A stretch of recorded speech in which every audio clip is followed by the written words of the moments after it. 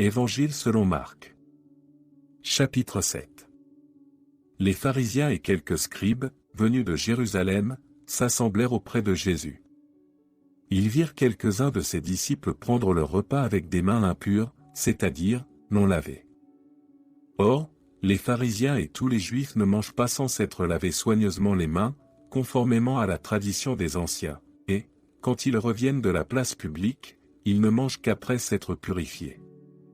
Ils ont encore beaucoup d'autres observances traditionnelles, comme le lavage des coupes, des cruches et des vases d'airain.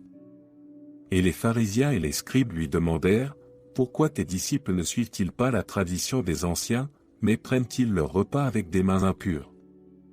Jésus leur répondit, « Hypocrites, Ésaïe a bien prophétisé sur vous, ainsi qu'il est écrit, « Ce peuple m'honore des lèvres, mais son cœur est éloigné de moi. » C'est en vain qu'il m'honore, en donnant des préceptes qui sont des commandements d'hommes.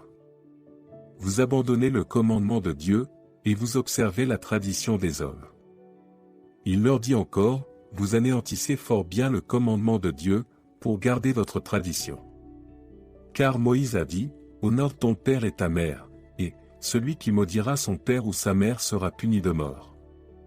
Mais vous, vous dites, si un homme dit à son père ou à sa mère, ce dont j'aurais pu t'assister est corban, c'est-à-dire, une offrande à Dieu, vous ne le laissez plus rien faire pour son père ou pour sa mère, annulant ainsi la parole de Dieu par votre tradition, que vous avez établie.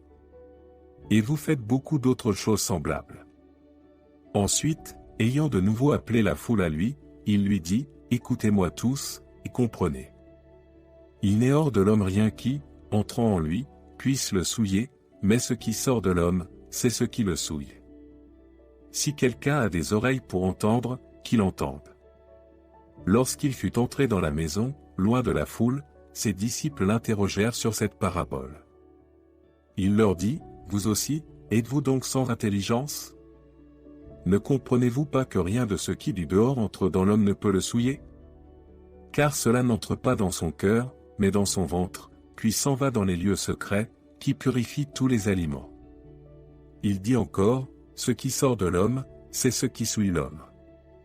Car c'est du dedans, c'est du cœur des hommes, que sortent les mauvaises pensées, les adultères, les impudicités, les meurtres, les vols, les cupidités, les méchancetés, la fraude, le dérèglement, le regard envieux, la calomnie, l'orgueil, la folie. Toutes ces choses mauvaises sortent du dedans, et souillent l'homme. Jésus, étant parti de là, s'en alla dans le territoire de Tyr et de Sidon. Il entra dans une maison, désirant que personne ne le sût, mais il ne put rester caché. Car une femme, dont la fille était possédée d'un esprit impur, entendit parler de lui, et vint se jeter à ses pieds. Cette femme était grecque, syrophénicienne d'origine. Elle le pria de chasser le démon hors de sa fille. Jésus lui dit, laisse d'abord les enfants se rassasier, car il n'est pas bien de prendre le pain des enfants, et de le jeter aux petits chiens. Oui, Seigneur, lui répondit-elle, mais les petits chiens, sous la table, mangent les miettes des enfants. Alors il lui dit, à cause de cette parole, va, le démon est sorti de ta fille. Et, quand elle rentra dans sa maison, elle trouva l'enfant couché sur le lit, le démon étant sorti. Jésus quitta le territoire de Tyr, et revint par Sidon vers la mer de Galilée, en traversant le pays de la Décapole. On lui amena un sourd, qui avait de la difficulté à parler, et on le pria de lui imposer les mains. Il le pria par loin de la foule, lui mit les doigts dans les oreilles, et lui toucha la langue avec sa propre salive. Puis, levant les yeux au ciel, il soupira, et dit, Ephphatha, c'est-à-dire, ouvre-toi. Aussitôt ses oreilles s'ouvrirent, sa langue se délia, et il parla très bien. Jésus leur recommanda de n'en parler à personne, mais plus il le leur recommanda, plus ils le publièrent. Ils étaient dans le plus grand étonnement, et disaient, il fait tout à merveille, même il fait entendre les sourds, et parler les muets.